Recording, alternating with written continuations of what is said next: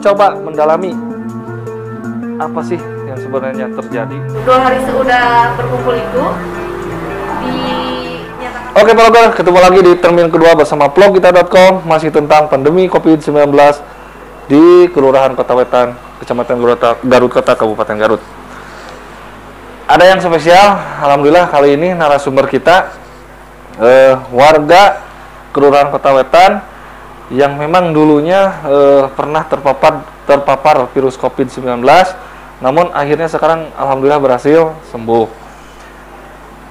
Berbicara tentang COVID-19, khususnya di negara kita saat ini, di berbagai daerah manapun, kita sedang berjuang melawan pandemi tersebut. Nah, vlogkita.com di sini ingin mencoba mendalami apa sih yang sebenarnya terjadi tentang pandemi ini, bagaimana sih kita menghadapinya.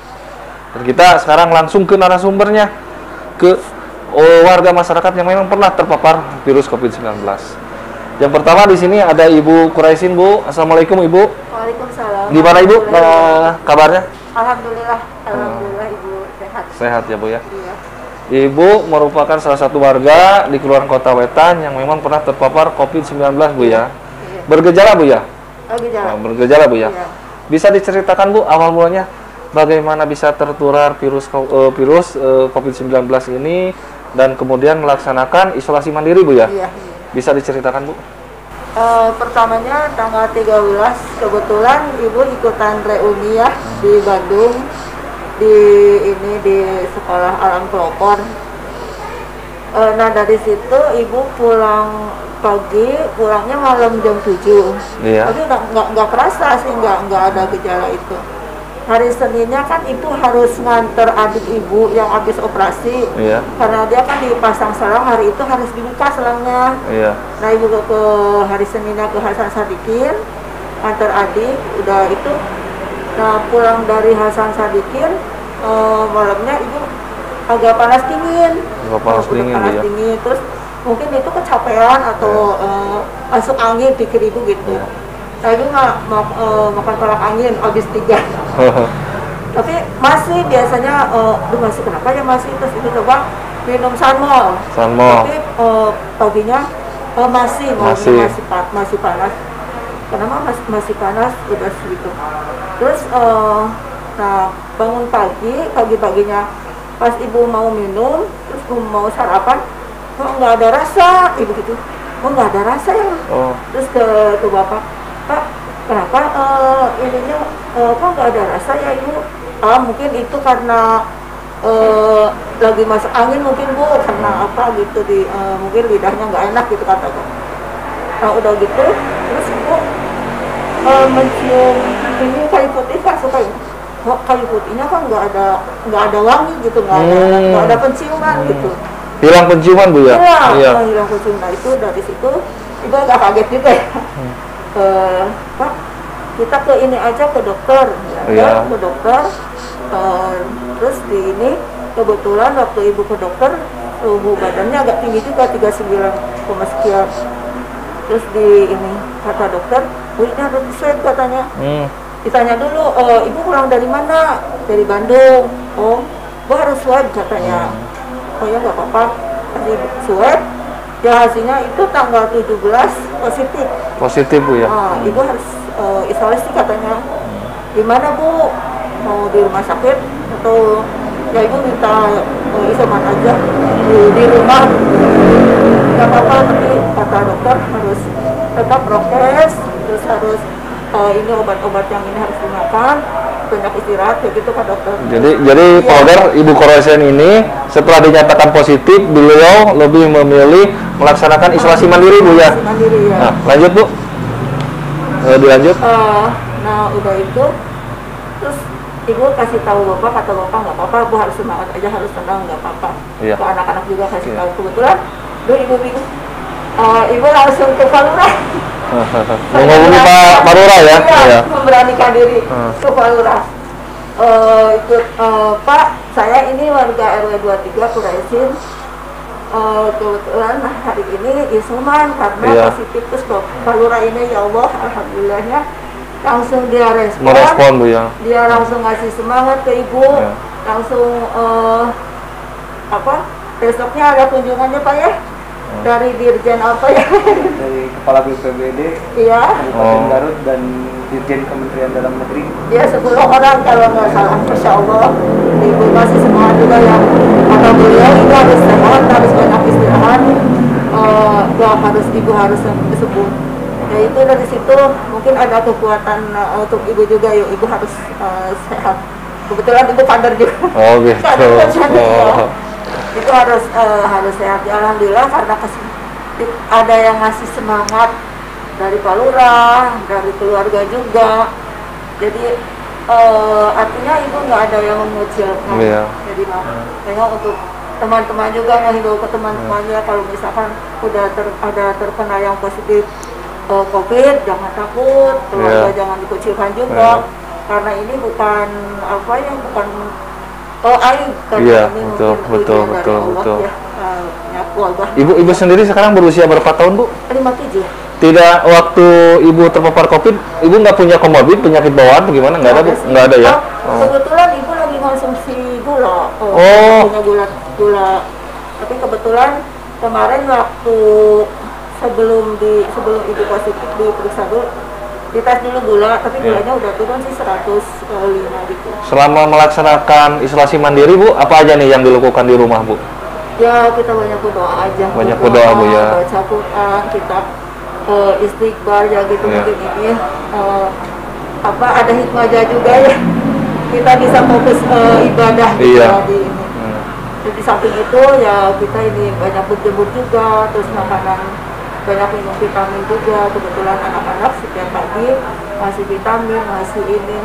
Jadi makanan gitu ya. Yang itu penting kita makanannya harus disiplin aja. Makanan disiplin dan satunya ya jangan stres aja. Jangan stres Bu ya. Jangan stres kalau kita ini isoman sendiri di rumah nggak ada siapa-siapa. Kalau kita stres ya justru imunitas tubuh jadi menurun Bu ya. Jadi menurun. Jadi ya kita mah kalau misalkan isoman di rumah ya banyak berjemur kita olahraga apa yang dikerjakan di ini. Ibu memang 3 hari itu yang nggak bisa makannya. 3 hari Bu ya? 3 hari nggak bisa tidur karena gejala ibunya sangat parah ya, ada diarenya juga, terus badannya lemas, 3 hari itu nggak bisa, 3 hari itu nggak bisa apa-apa. Oke, siap Ibu. Ada juga sampai tidur. Ada pesan-pesan yang ingin disampaikan? Ya mungkin pesan-pesan untuk semua. Jangan lupa prokesnya lah. Walaupun kita memang ini COVID ada, kita harus harus prokes, cuci tangan, terus pakai masker, jaga jarak juga. Pokoknya pas mungkin tahun-tahun ini apa bulan-bulan ini jangan dulu berkerumun lah. Jangan dulu berkerumun ya. Kalau misalkan ada kegiatan apa-apa, ya kita hindari aja. Iya. Tapi ibu kan kemarin udah negatif, tapi 2 minggu jangan dulu. Bukannya yang menyuruh untuk kejelekan ya seperti pengajian yang ibu iya. tapi kan kita lebih kasihan juga nanti orang lain tertular betul lebih bahaya lebih dosa tapi kalau kita menghindari gitu ya dari kerumunan itu terus kita harus selalu pakai prokes cuci tangan ya harus jaga jarak oke. Ibu Quraisin terima kasih. Sekarang kita beralih ke Ibu Indriani. Oke, program untuk Ibu Indriani ini kasusnya berbeda. Beliau ini tanpa gejala, tapi kemudian hasil swab menyatakan beliau positif. Ibu Indriani apa kabar Bu? Baik. Baik Bu ya. Keadaan saat ini baik Bu ya? Iya, sangat baik. Oke. Ibu bisa diceritakan nggak awal mula Ibu bisa tertular dan kemudian dinyatakan positif, gimana ceritanya Bu? Jadi kan dulu kalau misalkan hari Minggu kan libur ya, libur kerja. Kebetulan hari Minggu diajak main sama teman. Seudah itu ya mungkin sayanya lalai. Makan sesuatu tanpa memakai masker. Iya. Terus dinyatakan dia COVID. Positif. Dari dia bilang positifnya waktu pas sorenya sama saya. Nah kebetulan dari itu 2 hari seudah berkumpul itu dinyatakan positif. Nah langsung ngedown kan, teman positif. Nah kebetulan di instansi kerja tiba-tiba ada swab PCR semuanya. Nah waktu itu kan kerja di mana Ibu? di Polres. Di Polres. Harau. Oh iya. Seudah itu tiba-tiba ada PCR kan, langsung ngedown malamnya.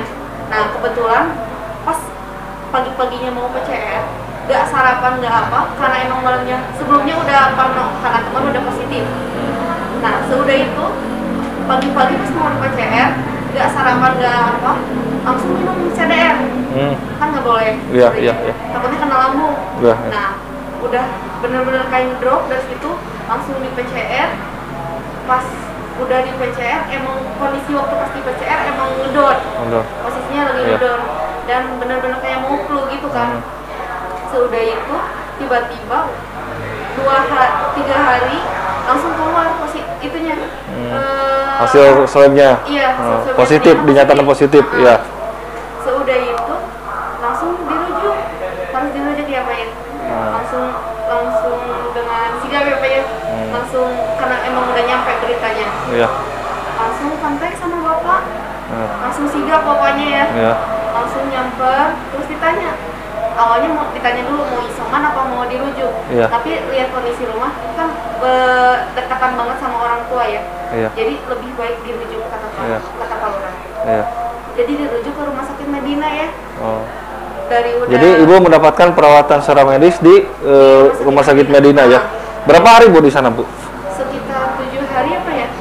Oh 7 harian. Mau ke 8 hari ya. 7 hari. 7 hari mau ke 8 hari kemudian dinyatakan negatif atau gimana? Nah kebetulan waktu pas 4 hari mau ke 4 harinya saya ke Kimia Farma. Iya. Dites lagi, di swab lagi. Iya. Hasilnya negatif. Hasilnya negatif. Kebetulan waktu itu karena emang posisi imunnya udah menurun banget, positif. Iya. Nah, udah gitu langsung ke Medina kan. Pas dicek lagi, terus keluar dari Medina dicek lagi ke Kimia Farma sendiri, alhamdulillah udah negatif. Negatif ya.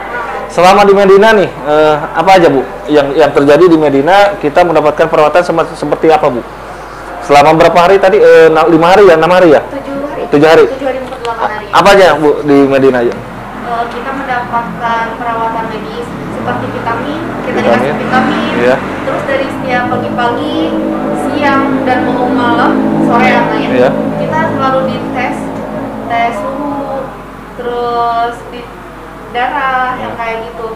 Terus tensi juga dites. Jadi setelah hari ke-7, hari ke-8 mungkin dinyatakan negatif Bu ya? Iya. Ada pesan-pesan untuk para program di luar sana? Buat kesannya sih, pesan-pesannya? Jangan pernah melalaikan sesuatu hal yang ini ya. Jangan pernah melalaikan, intinya jangan menyepelekan hal sesuatu ya. Tetap laksanakan protokol kesehatan. Iya, oke, siap. Ibu Indriani, terima kasih ya. Kita sekarang beralih ke Bapak Sofian. Vlogger, untuk Bapak Sofian ini, beliau tidak pernah terpapar virus COVID-19 sampai dengan saat ini. Cuman mungkin beliau merupakan salah satu warga masyarakat yang harus kehilangan keluarga kerabat tercinta karena COVID-19 ini. Bapak Sofian, apa kabar Bapak? Baik Pak ya. Iya. Bapak warga di Kelurahan Kota Wetan, mungkin saya dapat informasi salah satu keluarga Bapak, Ibu ya? Iya. Meninggal dunia sakit karena COVID Pak ya? Iya, dinyatakan COVID Pak ya? 3 hari. Bapak sendiri tahu nggak gimana dari awal nih ceritanya almarhum siapa? Ibu Iyam. Ceritanya gimana dari awal kemudian sampai sakit dan akhirnya meninggal, gimana ceritanya Pak? Awalnya sih ibu panas dingin diobatin masih pas diperiksa ke paskes yang di Kodim, iya, mau di ronsen, iya, mau dicek, iya, ternyata nggak fit, langsung saya ke Bethesda, dicek di Bethesda, ternyata demam berdarah ibu. Oh, jadi awalnya demam berdarah ya? Demam berdarah. Oke. Udah gitu dari Bethesda harus ke dokternya Linda. Iya. Dicek. Pas ke dokternya Linda, ibu harus dirujuk ke rumah sakit. Iya. Soalnya demam berdarahnya lumayan. Iya. Udah gitu saya dan ibu saya berangkat ke rumah sakit Nopayati. Ada penanganan baik, dicek suhu bagus. Iya. Diperiksa ya demam berdarah, diare, demam, begitu. Ibu mau di sini dulu, apa mau ke rumah sakit lain? Di sini aja, kata ibu saya. Begitu, ya diperiksa hari Kamis kebetulan, Jumat, Sabtu udah membaik, alhamdulillah, udah mendingan. Kondisinya itu agak membaik hari Sabtu, ya. Pas Sabtu malam Ahad dipindahin, kata bapak dipindahin ke ruangan bawah sendirian.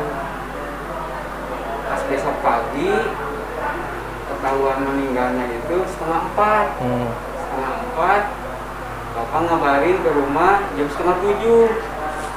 Soalnya itu ruangannya dikunci, jadi sendiri. Udah gitu 6:30 saya berangkat ke rumah sakit Nopayati. Gimana keadaan ibu saya waktu meninggalnya? Kata yang tiket katanya ibu itu sakitnya mengarah ke COVID. Saya kan tanda tanya, kok masa TBD ujung-ujungnya jadi COVID? Saya minta hasilnya kalau benar COVID. Ya kami yang sebagai tiket nggak bisa masuk hasil, soalnya kami cuma jaga hari Minggu. yang pada saat itu dokter jaga, bukan yang meriksa atau menangani pasien tersebut. Itu gimana Pak? Ini kan belum jelas. Kami selaku keluarganya nggak baik lah menunggu jenazah kasihan. Akhirnya diizinin dari pihak rumah sakit. Saya sendiri sama istri saya langsung bawa pulang 10:30, langsung dimandiin, udah beres. 3 hari kemudian dinyatakan COVID. Ada hasilnya dari pihak rumah sakit. Kami sekeluarga diswab, udah diswab. Yang kena istri sama bapak, saya dan anak saya nggak kena. Terus ada Pak Ustadz, tetangga sama anaknya, 4 orang tetangga gitu. Selama 10 hari alhamdulillah sampai ke Thailand juga. Kaget, pada takut. 10 hari nggak ada yang lewat rumah, nggak ada yang main, udah aja berdua. Untuk keluarga barusan kan ada yang positif ya Pak ya? Iya. Bergejala nggak Pak? OTG. Oh tidak ada tanpa gejala ya? Iya, tanpa gejala. Seperti Ibu Quraisin kayak mati rasa gitu. Saya pikir mungkin karena efek kehilangan orang tua, jadi makan nggak masuk, pikiran jadi panik atau gimana.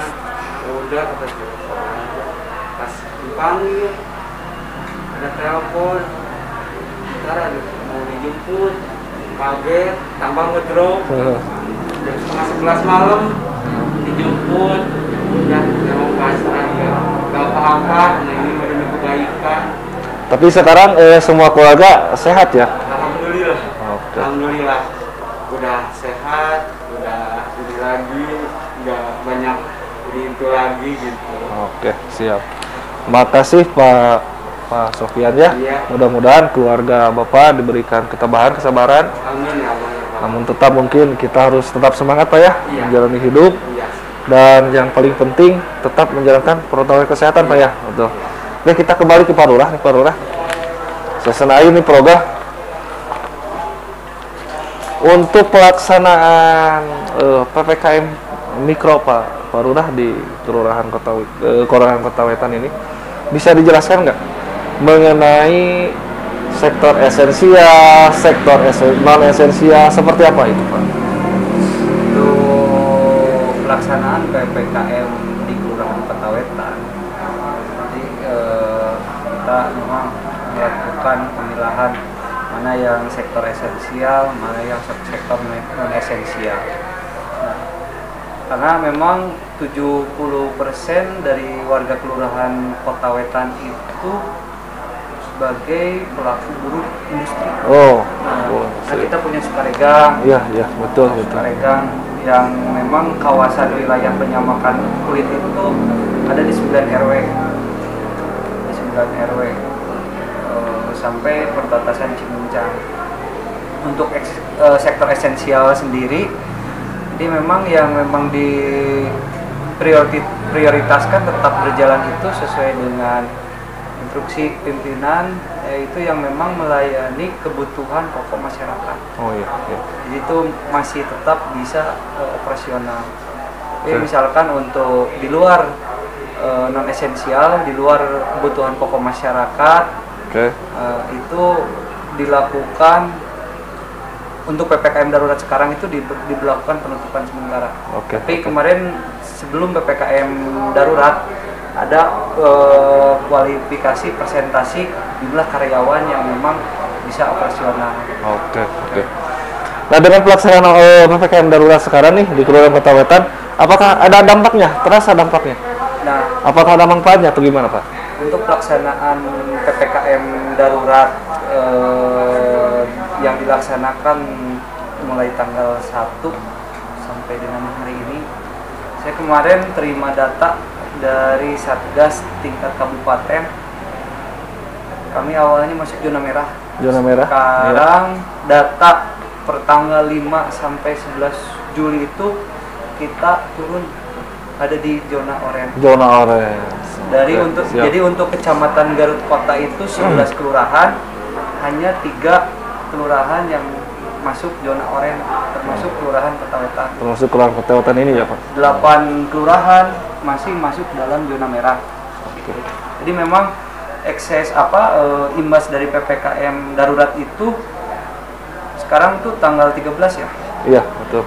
13 dari pelaksanaan awal sampai 8 hari kemudian itu baru memang kelihatan hasilnya. Baru terlihat ya? Terlihat hasilnya. Jadi tidak serta-merta ketika diberlakukan tanggal 1 itu ada perubahan.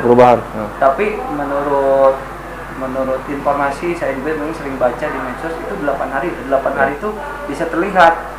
Memang ada perubahan yang memang signifikan. Awalnya memang kita sering menerima konfirmasi kematian positif COVID. Alhamdulillah lah.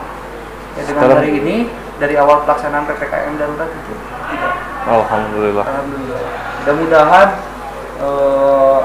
dengan diberlakukannya PPKM darurat ini, saya berharap penuh ekonomi masyarakat bisa maksimal, masyarakat semua bisa tetap sehat. Wabah ini bisa cepat hilang. Bisa cepat selesai. Itu Kang Yosep ya. Siap. Vlogger, jadi barusan kita sudah dengarkan dari awal sampai akhir, dan ternyata memang penyakit COVID itu memang ada. Namun kita selaku warga masyarakat tetap harus semangat. Mari kita sama-sama runtuhkan pandemi COVID-19 ini.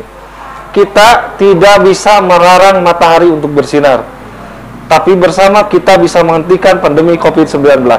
Sampai ketemu di episode selanjutnya, vlogita.com.